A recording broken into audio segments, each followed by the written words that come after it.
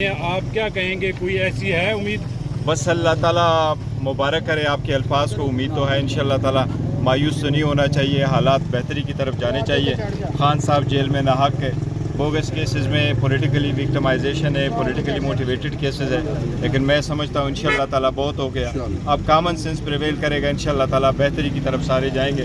جب اللہ تعالیٰ نے پورے قوم کو اتنی بڑی فتح سے نوازا ہے اور اتنی یکجہتی سے نوازا ہے، تو میرا خیال ہے اب جب اقوام عالم کے ساتھ ہم ایٹ پیس ہے تو امید ہے انشاءاللہ اب آپس میں بھی ایٹ پیس رہیں گے اور کوئی نہ کوئی طریقہ میں سمجھتا ہوں انشاءاللہ تعالیٰ نکل آئے گا. کب تک امید ہے خان صاحب جاؤ؟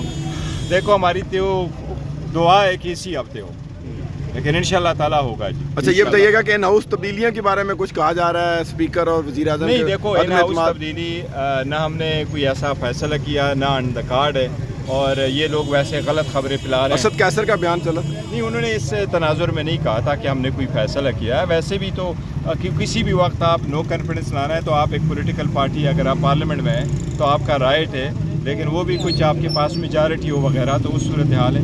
ہم کوشش کر رہے ہیں کہ میٹر اس وقت ادروائز ریزالو کرے. جوہر صاحب یہ بتائیے گا، جنگی حالات میں 6 مئی کو اڈیالہ جیل میں خان صاحب کی بریفنگ کے حوالے سے خبریں سامنے آئی، آپ کے پاس کیا اطلاعات ہے؟ نہیں دیکھو، میرا جہاں تک میرے اطلاعات ہے تو ایسی کوئی ملاقات نہیں ہوئی، ایسی کوئی بریفنگ نہیں ہوئی ہے، نہ خان صاحب نے اس کا کوئی تذکرہ کیا ہے. میں کہتا ہوں جن لوگوں نے کہا ہے اپنی طرف سے کہا ہوگا، کوئی ایسی ملاقات نہیں ہوئی ہے. ٹھیک، تھینک یو.